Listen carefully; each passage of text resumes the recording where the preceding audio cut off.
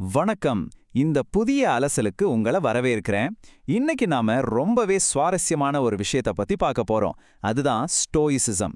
இந்த பலாயிரம் வருஷம் பழமையான தத்துவம் எப்படி இன்னைக்கு இருக்கிற நவீன உளவியல் சிகிச்சைக்கு ஒரு சீக்ரெட் இன்ஜின் மாதிரி செயல்படுதுன்னு நாம தெரிஞ்சுக்க போறோம். வாங்க உள்ள போகலாம். ஆரம்பிக்கிறதுக்கு முன்னாடி உங்ககிட்ட ஒரு கேள்வி கேட்க விரும்புறேன். நீங்க ஒரு உண்மையான ஸ்டோயிக் தானா, இல்ல கஷ்டங்கள் வரும்போது வழிய வெளியே காட்டாம உணர்ச்சிகளை மனசுக்குள்ளேயே பூட்டி வைக்கிற ஒரு ஆளா? பொதுவா ஸ்டோயிக் அப்படின்னாலே எதற்கும் கலங்காத, எதையும் கண்டுக்காத ஒரு கல் நெஞ்சக்காரங்க அப்படின்னு நம்ம தப்பா நினைச்சிட்டு இருக்கோம். ஆனா உண்மையான ஸ்டோயிசிசம் அது கிடையவே கிடையாது. இந்த வித்தியாசத்தை நம்ம கண்டிப்பா புரிஞ்சுக்கணும். சாதாரணமா சொல்லப்படுற, அதாவது ஸ்மாலஸ் இருக்கிற ஸ்டோயிசிசம் அப்படிங்கிறது இப்போ இருக்கிற ஒரு கட்டுக்கதை. அதாவது எந்த உணர்ச்சியும் வெளியே காட்டாம அடக்கி வைக்கிறது. சொல்லப்போனா இது மனநலத்துக்கு ரொம்பவே ஆபத்தானது. ஆனா கேபிட்டலஸ் இருக்கிற அசல் ஸ்டோயிசிசம் அப்படிங்கிறது வேற லெவல். அது பகுத்தறிவோட, தெளிவான விழிப்புணர்வோட, அடுத்தவங்க மேல இரக்கம் காட்டி ரொம்பவே அர்த்தமுள்ள ஒரு வாழ்க்கையை வாழ்றது பத்தி பேசுது. இந்த தத்துவம் எப்படி உருவாச்சுன்னு ஒரு சின்ன ஃபிளாஷ்பேக் போலாம். கிமு 3ஆம் நூற்றாண்டுல கிரீஸ் நாட்டுல சீனோ அப்படிங்கிறவரால தான் இது முதல்ல ஆரம்பிக்கப்பட்டுச்சு. அப்புறம் கிபி 1ஆம் நூற்றாண்டுல செனிகா, எபிக்டெட்டஸ் மாதிரியான சிந்தனையாளர்கள் இதை அடுத்த கட்டத்துக்கு கொண்டு போனாங்க. அதுக்கப்புறம் கிபி 2ஆம் நூற்றாண்டுல ரோமானிய பேரரசர் மார்க்கஸ் அரேலியஸ் தன்னோட புகழ்பெற்ற மெடிடேஷன்ஸ் அப்படிங்கிற குறிப்புகளை எழுதினாரு. இந்த மார்க்கஸ் அரேலியஸ் எழுதின மெடிடேஷன்ஸ் மாதிரியான பழங்கால ரோமானிய நூல்களை நீங்க படிச்சு பார்த்தீங்கன்னா ஒரு விஷயம் நல்லா புரியும். அவங்க உணர்ச்சிகளை எப்படி மறத்து போக வைக்கிறதுன்னு அதுல சொல்லல. மாறாக தனக்குள்ள எப்படி அமைதியை தேடுறது, தன்னைத்தானே எப்படி சுயபரிசோதனை செஞ்சுக்கிறது அப்படிங்கிற அவங்களோட ஆழமான தனிப்பட்ட சிந்தனைகளை தான் அதுல பதிவு செஞ்சிருக்காங்க. ஸ்டோயிக் சிந்தனையோட அஸ்திவாரமே இந்த ஒரு குறிப்பிட்ட மேற்கோள் தாங்க. எபிக்டெட்டஸ் ரொம்ப அழகா சொல்றார். நமக்கு வெளியே நடக்கிற சூழ்நிலைகளை நம்மால நிச்சயமா தேர்ந்தெடுக்க முடியாது. ஆனா அந்த சூழ்நிலைகளுக்கு நாம எப்படி ரியாக்ட் பண்றோம் அப்படிங்கறத நம்ம எப்பவுமே தேர்ந்தெடுக்க முடியும். கேட்டுக்கிட்டீங்களா? இதுதான் ஒரு அசாதாரணமான மன வலிமைக்கான முதல் படி. இதையெல்லாம் தாண்டி அவங்க கட்டுப்பாட்டின் இருமை, அதாவது டைகாட்டமி ஆஃப் கண்ட்ரோல் அப்படிங்கிற ஒரு சூப்பரான கான்செப்டை சொல்றாங்க. ரொம்ப சிம்பிள்ங்க. உலகத்துல ரெண்டே விஷயங்கள் தான் இருக்கு. ஒன்னு நம்ம கட்டுப்பாட்டுல இருக்கிறது, இன்னொன்னு நம்ம கட்டுப்பாட்டுல இல்லாதது. நம்ம எண்ணங்கள், நம்ம உணர்ச்சிகள், நம்ம செயல்கள், இதெல்லாம் மட்டும்தான் நம்ம கண்ட்ரோல்ல இருக்கு. மத்தவங்க என்ன நினைப்பாங்க, வெளியே என்ன நடக்கும் அப்படிங்கறதெல்லாம் நம்ம கண்ட்ரோல்லயே இல்ல. இந்த தெளிவு வந்துட்டாலே பாதி நிம்மதி நமக்கு கிடைச்சிடும். சரி, இப்போ பழங்கால ரோம்ல இருந்து நேரா 20ஆம் நூற்றாண்டின் மையப்பகுதிக்கு வருவோம். இங்க தான் அந்த மேஜிக் நடக்குது.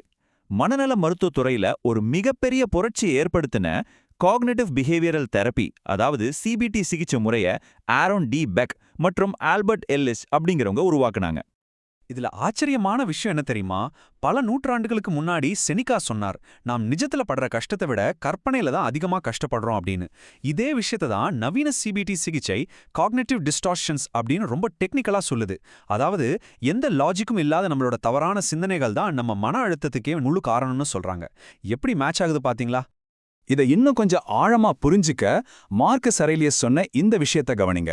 உங்களுக்கு வெளியே நடக்கிற ஒரு விஷயத்தால நீங்க கஷ்டப்படுறீங்கன்னா அந்த வலி அந்த பொருளால வர்றதில்ல. அதை பத்தி நீங்க என்ன நினைக்கிறீங்க அப்படிங்கிற உங்களோட மதிப்பீட்டால தான் வருது. அதாவது சம்பவங்கள் நமக்கு வலிய தர்றதில்ல, அந்த சம்பவத்தை நாம எப்படி எடுத்துக்கிறோம் அப்படிங்கிறது தான் வலிய உருவாக்குது. இந்த உண்மையை தான் ஸ்டோயிசமும் சொல்லுது, நவீன சிபிடியும் ஆணித்தரமா சொல்லுது. இப்போ உங்களுக்கு ஒரு சந்தேகம் வரலாம். சரிங்க, இதெல்லாம் கேட்க நல்லா இருக்கு. ஆனா இந்த பழங்கால தத்துவத்தை ஃபாலோ பண்றதால உண்மையிலே இன்னைக்கு இருக்கிற நம்ம மனநல மேம்படுமா அப்படின்னு நீங்க கேட்கறது எனக்கு புரியுது. இது வெறும் வார்த்தை தானா, இல்ல அறிவியல் பூர்வமா இது வேலை செய்தான்னு ஆராய்ச்சியாளர்களே களத்துல இறங்கி தேட ஆரம்பிச்சாங்க. அதுக்காக உருவாக்கப்பட்டது தான் சாப்ஸ் அப்படின்னு சொல்லப்படுற ஒரு அளவுகோல். அதாவது ஒருத்தர் உண்மையான ஸ்டோயிக் தானா அப்படிங்கறத ஒரு 7 விஷயங்களை வச்சு விஞ்ஞானிகள் அளக்க ஆரம்பிச்சாங்க.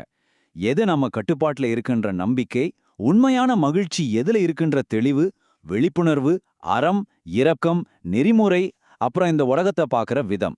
இந்த 7 விஷயங்களும் ஒரு மனுஷனை முழுமையான மன முதிர்ச்சிக்கு கொண்டு போறதுக்கான ஒரு சூப்பரான கருவி. இந்த ஆய்வுகளோட முடிவுகளை பார்த்தா நீங்களே ஆச்சரியப்படுவீங்க.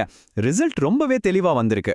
யார் ஒருத்தர் இந்த உண்மையான ஸ்டோயிக் பண்புகளை ஃபாலோ பண்றாங்களோ அவங்க வாழ்க்கையில அதிக திருப்தியோட இருக்காங்க. பிரச்சனைகள் வந்தாலும் அதிலிருந்து சீக்கிரமா மீண்டு வர்றாங்க. அவங்களுக்கு கோபமும் பதட்டமும் ரொம்ப கம்மியாவே இருக்கு. ஆனா இந்த உணர்ச்சிகளை அடக்கி வைக்கிற போலி ஸ்டோயிசத்தை ஃபாலோ பண்றவங்க மனதளவுல ரொம்பவே பாதிக்கப்படுறாங்க அப்படிங்கறதான் உண்மை. இந்த நம்பரை கொஞ்சம் பாருங்க. 3000. 2015ஆம் வருஷத்துல உலகளவுல நடந்த ஸ்டோயிக் வீக் அப்படிங்கிற நிகழ்வுல கலந்துகிட்டவங்களோட எண்ணிக்கை இது. ஒரு வாரம் முழுசா இந்த ஸ்டோயிக் தத்துவத்தை ஃபாலோ பண்ணி வாழ்ந்து பார்த்த ஆயிரக்கணக்கான மக்கள் தங்களோட அன்றாட வாழ்க்கையில ரொம்பவே அமைதியும் தெளிவும் கிடைச்சதா சொன்னாங்க. இந்த பழங்கால தத்துவம் இன்னைக்கு இருக்கிற நமக்கும் எவ்வளவு கச்சிதமா பொருந்துதுங்கிறதுக்கு இதை விட வேற என்னங்க சான்று வேணும்? சரி, இப்போ விஷயத்துக்கு வருவோம். இந்த உணர்ச்சி மீள்திறனை நாம எப்படி டெவலப் பண்றது?